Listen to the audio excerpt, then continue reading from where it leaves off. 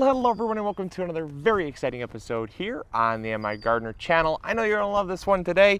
It's not gonna be a growing guide because we've already done a growing guide on potatoes, but I thought I'd bring you all along and plant some potatoes with you because I figured, why not, right? So, so I thought I'd share with you the varieties that we're growing. And anyone who's been a long-time viewer of our channel knows that we pretty much grow the same 3 varieties every single year because they are tried and true. So I am just unboxing them for the first time today, so we can see how they look like this year. So as always, we get our stuff from Jung Seeds as far as seed potatoes go, and our strawberry runners go. Those are just, their quality is very good. And I can't speak for everything that they have because we've only bought the same 2 things from them, potatoes and strawberries. You know, that's really the only thing we buy from them. So I can't speak for any of the other stuff. But as far as their potatoes go, they have really, really incredible quality. We were a little late to the game this year, definitely later than in most years, and so a lot of their selection was picked over. But thank goodness we were able to get enough to plant up our garden with the potatoes we need. Now, as far as what's left over for the cottage garden, I don't know. It's gonna be an interesting year for that because we were so late to the game, just so late to the game. We've had a lot going on, and that's just how some years go, you know. So we have here, this is the Kennebec. Kennebec is a giant, absolutely giant potato. I mean, they produce absolute massive potatoes, delicious, very fluffy. They're good in fries, frying, baking, anything, you know. It's just an awesome all-around potato. We have over here, this is the Purple Viking. Purple Viking potatoes are just awesome. Or no, not Purple Viking, Purple Majesty. Purple Majesty potatoes, they are so productive, so delicious, really super high in antioxidants because of the purple color. Not very good for like frying, but delicious in just like a oh, what do you call that? Kind of like a chopped potato, a hash, kind of like a hash. And so then here we have the Pontiac Red. Now the Pontiac Red is also just one of our favorites for like an all-around great potato for baking and mashing and things like that. Just is so delicious. So those are our 3. And then we have our big old bucket of trifecta here. It's we just pretty much, anytime we plant something up, we sprinkle on some trifecta to get it going. And that's really all we're going to do. So come along. If you, like I said, if you do want to check out the growing guide, this is not going to be super in-depth because we already have a super in-depth video on that. And I'll post the link in the description box for you, and the end card, I'll have the video popped up there for you so that you can click it and watch it if that's something that would interest you. So come on, let's go and let's get these things planted. Now, I typically have my rows going this way, kind of perpendicular to the length of the bed, and I'm not quite sure why I always do that. I don't know. I find it's a little more convenient for me, but other people ask, you know, hey, you know, why don't you go the other way for a change? And I said, well, I mean, I could. It's just I don't. So I think both ways would work. It's just I find that with 3 varieties, I can put them a little closer together in this style setup, and I can get my 3 varieties in without using a whole lot of bed space. So, I mean, I don't really have a super logical reason for why. I don't know. It's kind of how I just do things. So I always dig my trenches about 6 or so inches deep, and then when I put the soil back, the potatoes will be about 8 to 10 inches deep. And I do that because, as we talked about before in a couple myth-busting episodes, that there's really not a massive benefit to hilling your potatoes any more than that, especially if you have really good soil. the roots of the potato go down very deep, and they'll kind of self-hill themselves. Now, if you had really clay soil in here, I'd recommend maybe hilling a little higher, but no more than 10 inches is really necessary.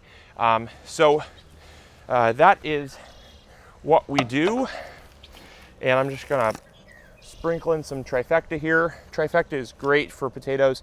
It's got a lot of nitrogen to get them growing fast, and then it's got that slow release phosphorus that kind of works all season long to help good root development.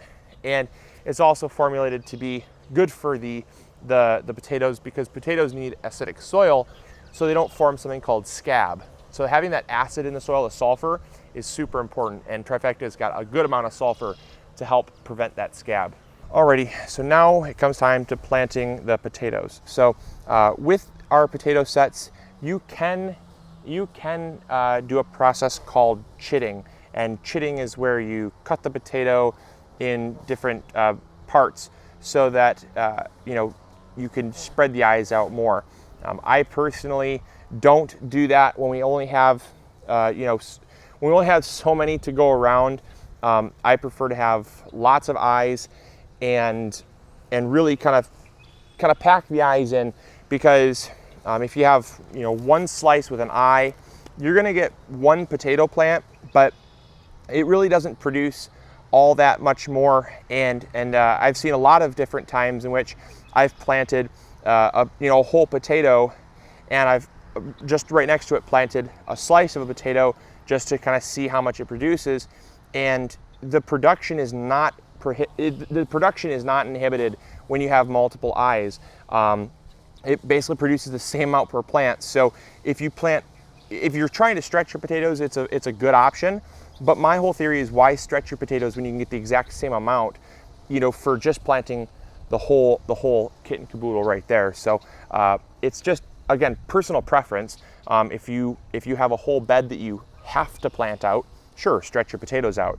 But if you're limited on space, put the whole potato in. You're going to get double or triple the production from the same amount of space, because each potato plant will produce 3 to 5 potatoes, whereas you plant this it's going to have maybe 3 or 4 plants. You're going to get about anywhere between sometimes 9 up to 15 potatoes. So you're not going to be hurt by doing this, and so it's totally an optional thing. I do always get asked, why don't you cut your potatoes? And simply put, I just choose not to. It's totally an optional thing. Now, this one I might cut up because it's a whopper of a potato, and has way more eyes than I personally am going to need in one little space. But with a potato like this, why would you bother cutting that?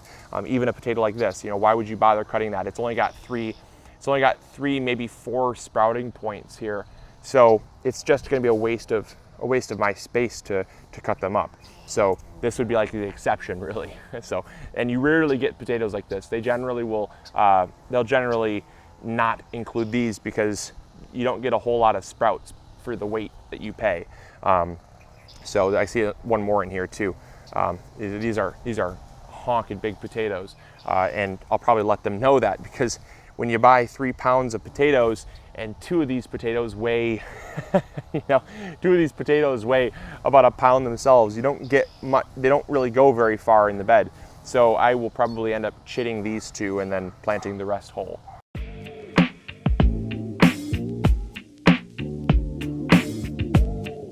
That's essentially how I feel about life.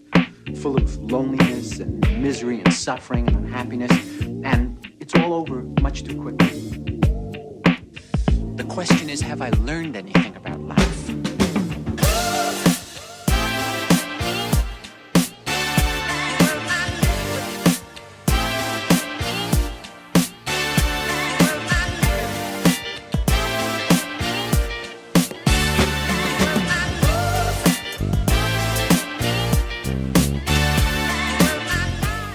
All right, so that's pretty much it here on the MIgardener channel for today. Just wanted to bring you all out here and plant some potatoes. Like I said, I didn't really have anything scheduled for today. I was just pretty much just out here doing normal garden chores. And And it's one of those things. I hope you all enjoy it. I hope that there's some information that's kind of sticking to you a little bit. You know, I always try to get the information out to you all in any way that I can.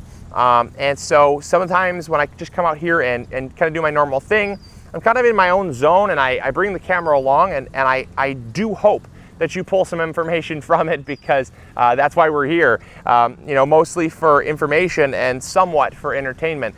And so I always hope that what I bring to you all is a wealth of information.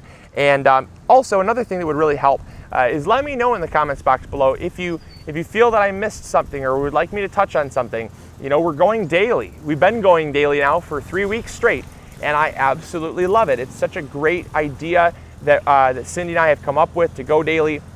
It really gets the information out, gets it done quickly, and allows you all to take the information and grow big or go home that same day. And I really do feel that that is where we're going to be going, at least for the, you know, during the growing season. We're going to be going daily as often as we possibly can, and that's just, it's so much fun for me. It's fun for you, and allows you to see what we do on a day-to-day basis, because right now there's a lot of different things going on in the garden as far as planting and tutorials that I want to get done. But once all that kind of stuff's done, the main growing season kicks in, and I think a lot of times people just assume that, you know, for me, work stops. But it'll be fun to bring you all along to show you the work that does in fact continue on a daily basis here in the garden, to show you kind of what I do and the fun that we have.